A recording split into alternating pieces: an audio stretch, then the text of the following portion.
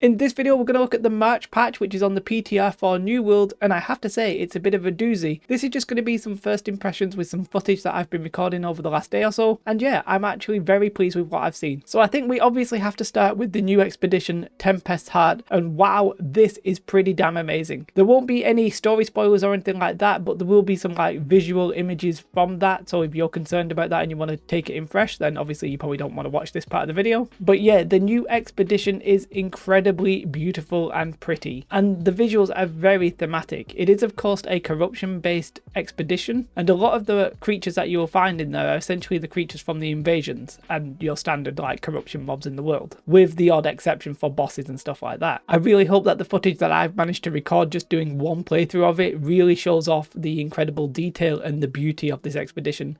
I can't understate how pretty I found it. And another thing, it's actually really quite big. It's pretty much like a sprawling dungeon. There's events and stuff like that in the game that you need to complete to unlock the next section, and it's pretty incredible to my mind. And when you actually get to the final kind of bosses, well, there's proper mechanics in the game that sort of feel like other games mechanics like Final Fantasy or World of Warcraft. You know, you've got your expanding circle of deaths and that kind of thing. Really interesting gameplay, really pretty dungeon. I'm very impressed with it. It truly is quite something. Now, difficulty is a little bit hard for me to judge because we only played it once, and literally about halfway through, one of our members just disconnected randomly. But to my mind, it sort of felt harder than Lazarus and Genesis, and we got to a boss which we couldn't do as the four of us. Weirdly, it wasn't the DPS one before it. If anybody has done it, you'll know what I mean. And actually looking through the internet, a lot of people are struggling with that boss even with 5 people. So it seems that considering that we had a gear score of 585 in the PTR, and the recommended I think is something like 550 to 560, this actually might be a difficult expedition, a difficult PvE challenge that isn't arbitrarily based on your gear score, rather actually the in-game is difficult in itself. I think that's a good start. Obviously I'm referring to mutations where the gear score scaling, but you know. Now this expedition apparently concludes Isabella's story. I never actually finished the expedition and I wouldn't reveal it either way, but that's what we were told beforehand. And it's at the cathedral, which is basically at the top of the Mirgard, like in Shattered Mountain, like right at the back, the cathedral where you used to be able to like get to Captain Thorpe. It's there, and you sort of go behind it and then you go into this sort of cave, and it's absolutely massive. It's sprawling, vast, surreal, incredibly beautiful. It sort of feels to me like a film. It's quite cinematic, and honestly it makes me very hyped for the future of PvE in New World. And speaking about future potential, they have turned off player collisions in expeditions and the open world. Basically player collisions only exist now in PvP, and the thing that I would say about that is I didn't actually notice it, and I think that's probably a good thing, because I think this will enable like larger PvE fights. Like this sort of opens the door to maybe like 10 mans or even bigger, because now you don't have to worry about like blocking each other. You can just do the damage and avoid the damage yourself because you won't be bumping into each other. So that's probably a good change and not an overly noticeable change. Overall, I did really enjoy it. It's sort of quite large. I sort of feel like it's going to take at least 40 minutes when it comes to the mutation, and maybe even 45. It felt quite long, but overall I was very pleased with it. So that's one big feature. What about the other big feature in the patch? Well, the blunderbuss is the new ranged weapon, and it's quite fun. They say it's like short to mid-range length, but that short range to mid-length range is actually really quite short. To me it feels like maybe like 10-15 meters in game, and you'll be surprised to like find out just how short your shots are shooting. And it sort of feels like a fantasy engineer's weapon, if that makes sense. Like maybe like a medieval fantasy engineer has concocted this weapon, because there's bombs, there's grappling hooks and all that kind of good stuff. My first reaction was that it was a little bit jarring to the vibe of New World, and it sort of felt like a little bit gamey, if that makes sense, as opposed to like being real. But with that being said, it actually looks and it felt like super fun. So the first thing you might notice when you get it and you try it is that you have like these 2 shots and then you have to reload. That's reminiscent to me of Graves from League of Legends, if anybody has played that, which I suspect some of you will have. That very small game, League of Legends.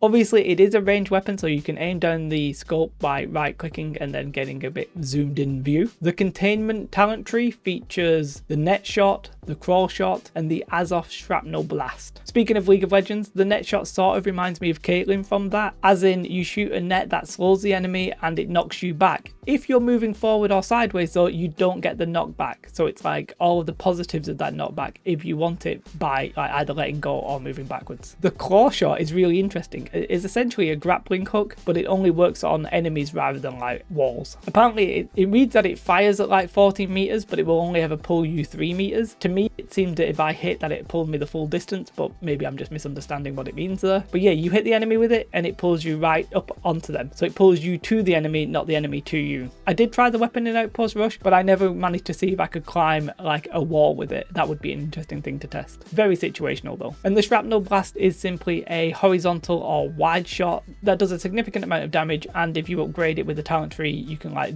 drop a bomb at the same time. The Chaos Tree has Splitting Grenades, Mortar Charge, and Blast Shot. Splitting Grenade is basically like a bouncing bomb. You shoot it and it like will bounce off and ricochet, and then once it'll bounce like 4 times, it then explodes into 3 smaller bombs, which will then do damage. The Mortar Charge takes your next 3 shots that basically turn your normal shots into rocket blasts or mortar charges. This sort of reminds me of Jinx from League of Legends, to carry on with that theme. The further away the enemy is, the more damage it does, and it actually like dips as well, a little bit like the Fire Blast, which I'm not sure what talent that is. The Blast Shot knocks down players that are in front of you. I was trying this on NPCs and it didn't seem to actually knock down NPCs, but it did knock down players. I don't know if that's intentional, but basically it knocks down the players in front of you, and if you take a talent, it then basically creates an area on the ground that speeds up you and your allies, which sort of reminds me of Galio from League of Legends. Okay, I'll stop talking about League of Legends now. I did do some Outpost Rush, as I said, and I have to say that the Chaos Tree felt way more fun and enjoyable and more damage. The Containment Tree was sort of intriguing in that you have slows and stuff like that. It's sort of like the utility tree, but the Chaos one is just like, anyway, I started blasting. It's just a lot more fun. And the Mortar Charge, where it's essentially like shooting out rockets, really enjoyable. I think there was one point where I was shooting over the wall